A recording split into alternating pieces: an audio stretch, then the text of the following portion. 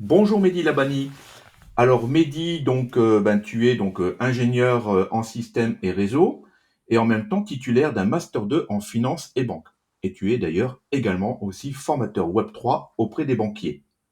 Alors je te remercie d'abord et avant tout d'avoir accepté d'être dans le livre Wallcrypt, le tome 2, et ton article s'intitule Trade, Finance, la blockchain au cœur des transactions internationales.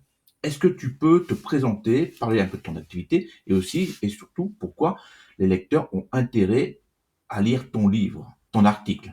Merci beaucoup Jean-Luc, merci de l'invitation. Bah, écoute, j'ai raté de peu d'être présent dans le premier livre. En tout cas, j'ai vu l'immense travail que tu as pu faire. Le livre il est toujours sur ma bibliothèque. J'ai beaucoup apprécié la qualité et l'effort.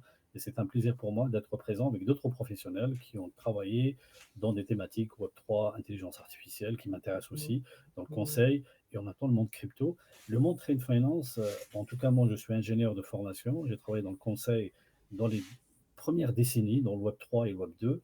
Et après, j'ai voulu absolument avoir une vision 360 degrés en me formant dans la finance afin de comprendre le métier des banquiers et aussi les métiers des entreprises. Parmi les choses qui m'ont un petit peu interpellé, cher Jean-Luc, j'ai toujours cru que lorsqu'on a d'argent, on n'a pas de problème.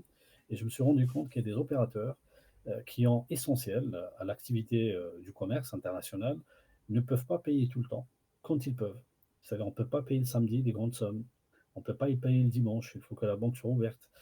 Et d'ailleurs, lorsqu'on fait un virement, petit virement et quelques millions et quelques dizaines de millions, c'est pas la même chose. Donc les banques, elle est régie par son suivi de la compliance. Il faut absolument qu'elle respecte la loi en matière de lutte contre le blanchiment d'argent. Et d'ailleurs, comme tu l'as bien dit, c'est un domaine qui concerne le commerce international. C'est 32 000 milliards de dollars, excusez du peu. Et donc, lorsqu'on veut trouver la solution, on est quand même dans un domaine où la blockchain répond parfaitement pour essayer de donner une solution. L'article, qu'est-ce qu'il veut dire? Pourquoi la blockchain? Est-ce qu'elle a réussi ou pas? Est-ce qu'il y a des tentatives qui ont été tentées? La réponse oui. Pourquoi elle n'a pas abouti jusqu'à maintenant? Est-ce qu'on va la condamner définitivement ou pas? C'est ce que j'essaie de répondre dans l'article. Parce que mine de rien, il faut se rappeler qu'il y a quand même quelque chose qu'on appelle time to market. Si quelque chose n'aboutit pas tout de suite, il n'est pas condamnable tout le temps. Donc il faut voir quelles sont les prémices. Et d'ailleurs, tu l'as remarqué que l'adoption dans le reste du monde et en Europe change pour la crypto. L'élection de M. Trump va changer beaucoup de choses, va faire bouger les lignes. Et donc, on a vu pendant le dernier trimestre qui permet que mon article a eu des petites mises à jour chaque semaine, parce qu'il y a des choses auxquelles, dans le domaine international, ont influencé. On a des banques qui ont eu le crypto-friendly, on a quand même pas mal d'ouverture, ce qui permet que les entreprises, peut-être, ils vont avoir une lueur d'espoir d'avoir une réponse. Les États sont agnostiques sur la technologie DLT.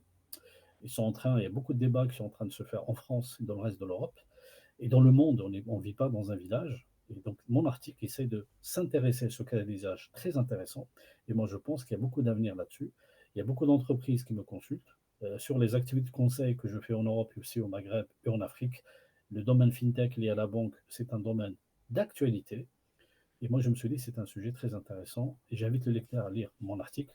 Et je serais ravi d'échanger avec eux. En tout cas, je suis très content de faire participer. Bien entendu, il y a d'autres domaines qui m'intéressent aussi, comme l'intelligence artificielle. Mais en tout cas, il faut avoir une vision homogène, 360 degrés, et aider les entreprises à exister et augmenter leur productivité dans un domaine très concurrentiel. Voilà le domaine Eh de bien, mon... écoute, Mehdi, c'est encore une fois, très sympathique de ta part d'avoir accepté d'être dans le livre. Et puis, je suis certain que les personnes qui vont découvrir ton article vont apprendre plein de choses et aussi une ouverture d'esprit. Voilà, bah écoute, je te remercie infiniment et puis passe de bonnes fêtes et à très bientôt. à tous les lecteurs. Merci beaucoup, Jean-Luc. Merci. Merci, au revoir.